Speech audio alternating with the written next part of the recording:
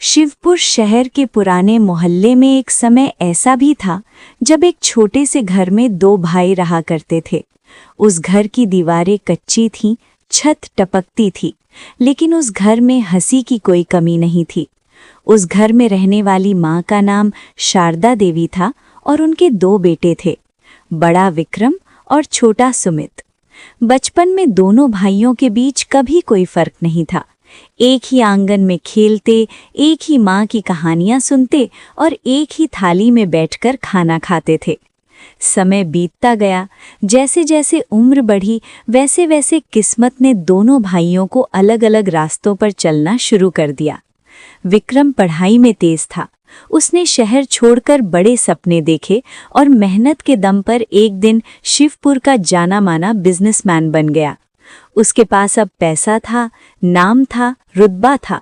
उसका घर अब घर नहीं बल्कि एक आलीशान बंगला था, जहां महंगे सोफे, चमचमाते फर्श और सजे सजाए कमरों में इंसानों से ज्यादा चीजें रहती थीं। विक्रम की शादी काव्या से हुई थी। काव्या खुद को बहुत आधुनिक और हाई स्टैंडर्ड मानती थी। उसके लिए इंसान की पहचान उसके दिल से नहीं बल्कि उसके कपड़ों, जूतों और गाड़ी से होती थी। जो लोग साधारण कपड़े पहनते थे उन्हें वो नज़र उठाकर देखना भी जरूरी नहीं समझती थी। अगर कभी कोई गरीब उसके सामने आ जाता तो वो ऐसे मुंह बना लेती जैसे किसी ने उसके सामने कोई गंदी चीज रखती हो। उसे लगता था कि गरीब लोग बस बोझ होते हैं, जिनसे दूरी बनाकर रखना ही समझदारी है। काव्या दिखावे में बहुत आगे थी। समाज में पूजा पाठ, दान दक्षिणा और बड़े बड़े कार्यक्रमों में सबसे आगे रहती, लेकिन वो दान भी कैमरे देखकर करती थी। अगर कोई गरीब बिना बुलाए उसके दरवाजे तक पहुंच जाता तो उसके चेहरे की मुस्कान तुरंत गायब हो जाती। ऐसे लोगों के लिए उसके मन में कोई दया नहीं थी, सिर्फ झुंझलाहट थी। वो अक्सर विक्रम से कहती कि इस तरह के लोग बस हाथ फैलाना जानते हैं, मेहनत क्या होती है इन्हें क्या पता। उधर छोटा भाई सुमित अब भी उसी शिवपुर शहर में रहता था। उसकी जिंदगी एक पुराने 3 पहिए वाले ऑटो के साथ चलती थी। सुबह वो ऑटो लेकर निकलता और शाम को थका हुआ लौटता। कमाई बहुत ज्यादा नहीं थी, लेकिन सुमित ने कभी किसी के सामने हाथ नहीं फैलाया। उसकी सोच साफ थी और उसका दिल भी। उसकी शादी नीरा से हुई थी।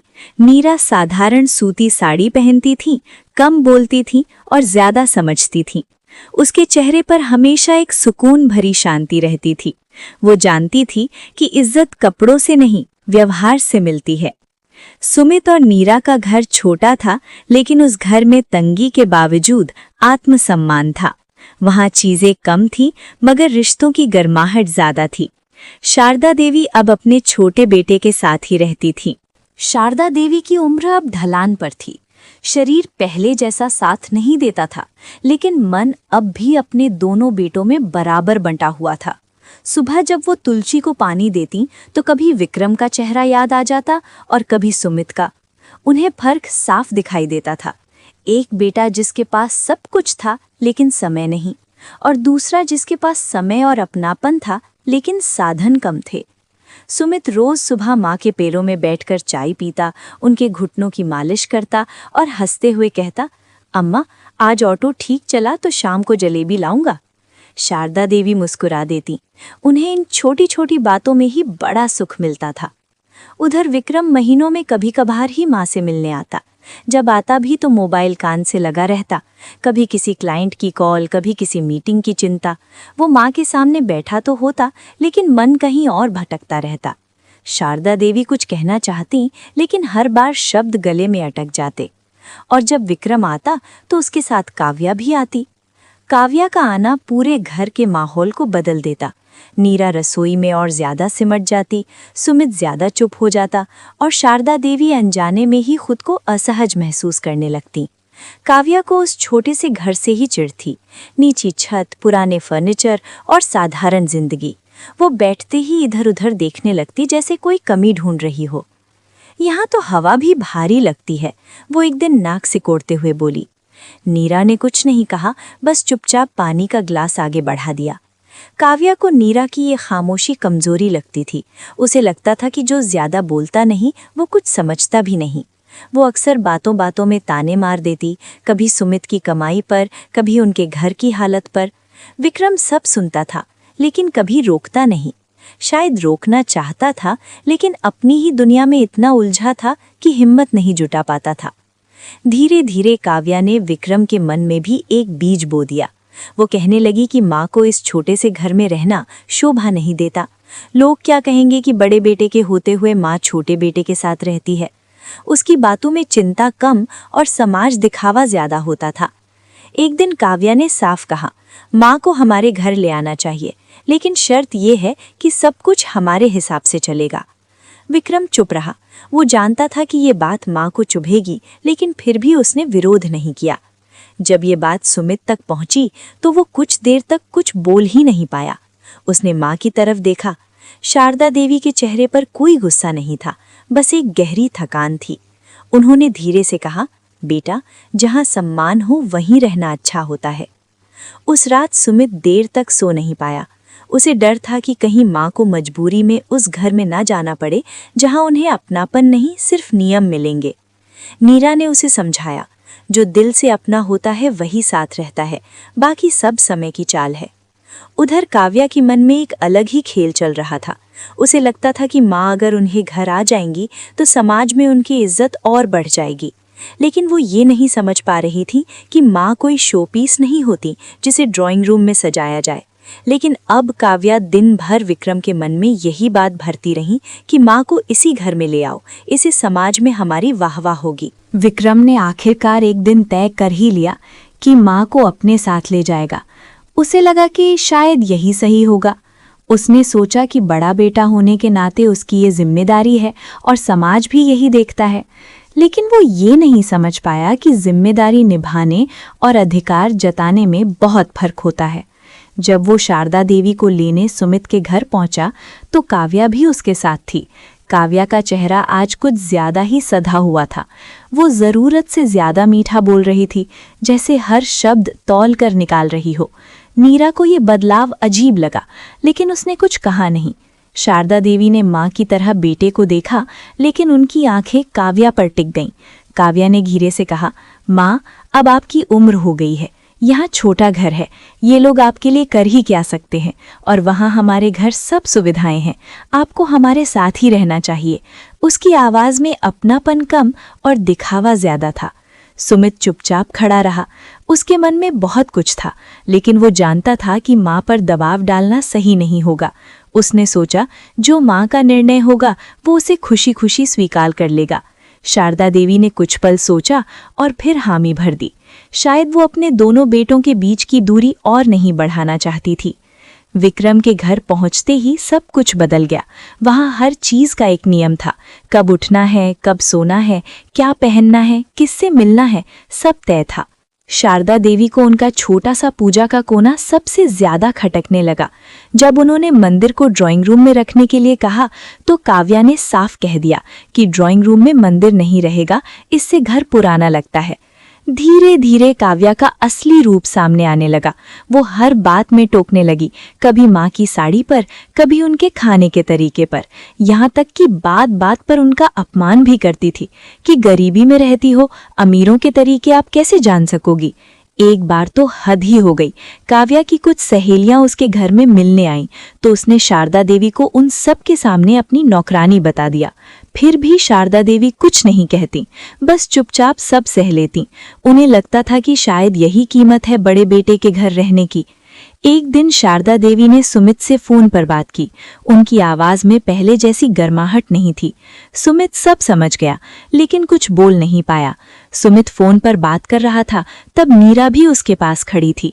फोन रखने के बाद नीरा ने उसकी आंखों में नमी देखी। तब नीरा ने अपने पति से पूछा, क्या बात है, आप इतने परेशान क्यों हैं? क्या माँ जी ठीक नहीं है? उसने बस इतना कहा, अम्मा अकेली नहीं है, लेकिन खुश भी नहीं है। काव्या को लगता था कि सब उसके हिसाब से चल रहा है। उसे ये समझ ही नहीं आया कि घर चलाना और घर बांध लेना दोनों में फर्क होता है। वो हर फैसले में अपनी ही सुविधा देखती रही। विक्रम ये सब देख रहा था, लेकिन अब भी चुप था। शायद उसे डर था कि अगर उसने कुछ कहा तो उसका आराम और संतुलन बिगड़ जाएगा, और यही उसकी सबसे बड़ी भूल थी। इस घर में अब माँ सिर्फ माँ नहीं रही, बल्कि एक जिम्मेदारी बनकर रह गई थी, और ये जिम्मेदारी धीरे धीरे सब पर भारी पड़ने लगी थी। शारदा देवी की एक बेटी भी थी, मालती। मालती की जिंदगी में पैसे की कभी कमी नहीं रही। शादी के बाद वो और भी ऊपर उठ गई थी। बड़े घर, ऊंचे रिश्ते और रुतबे वाली दुनिया में रहते रहते उसकी सोच भी उसी हिसाब से ढल गई थी। उसके लिए सम्मान का मतलब था हैसियत। मालती अपने बड़े भाई विक्रम को दिल से मानती थी। उसे लगता था कि परिवार की पहचान वही है, वही आगे चलने लायक है। लेकिन छोटा भाई सुमित उसे शुरू से पसंद नहीं था। उसे सुमित की मेहनत नहीं, उसकी गरीबी दिखती थी।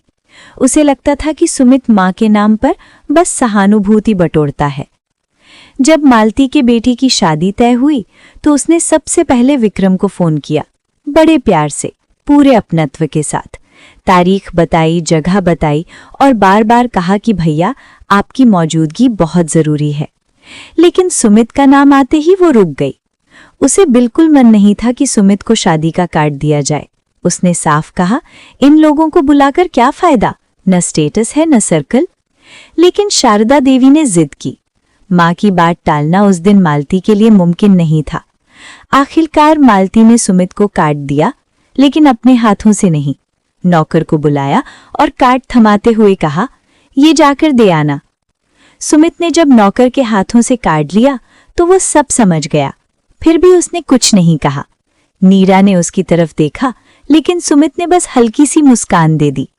शादी का दिन आया। शानदार मैरिज हॉल, चमक दमक और दिखावे की भरमार। विक्रम पूरे ठाट बाट के साथ पहुंचा। मालती ने आगे बढ़कर उसका स्वागत किया। सबके सामने गर्व से कहा, ये मेरे बड़े भाई हैं। विक्रम ने शगुन में 51,000 रुपए का लिफाफा दिया। मालती ने मुस्कुराकर दोनों हाथों से लिया और पास बैठी औरत से कहा, ध्यान से रखना।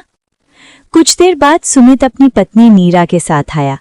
न कोई स्वागत, न कोई खास भाव। उसने चुपचाप शगुन का लिफाफा आगे बढ़ाया। 1100 रुपए। मालती ने लिफाफा खोला।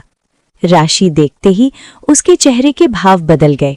उसने बिना कुछ कहे 1100 रुपए निकालकर अलग रख दिए और लिफाफा एक तरफ सरका दिया, जैसे ये पैसे नहीं कोई गलती हो। शारदा देवी ये सब देख रही थी। माँ की आंखें भर आईं। उन्हें लगा जैसे उस दिन उनके बच्चों को नहीं, उनकी परवरिश को तौला जा रहा हो। सुमित ने माँ का हाथ थाम लिया। नीरा की आंखें झुकी हुई थीं, लेकिन दोनों ने कोई शिकायत नहीं की। शादी की सारी रस्में पूरी हो चुकी थीं।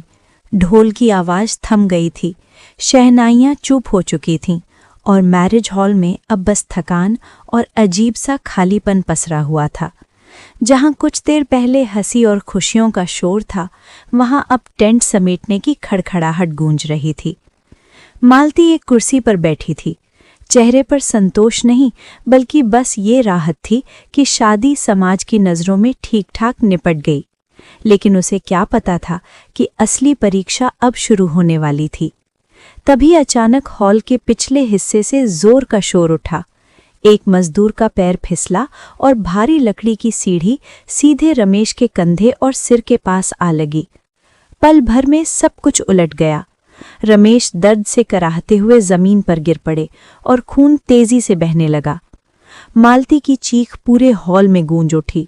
वो घबराकर चिल्लाने लगी कि कोई कुछ करे, इन्हें अस्पताल ले चलें। अगर इन्हें कुछ हो गया तो वो क्या करेगी? उसकी आंखों के सामने डरावने ख्याल घूमने लगे।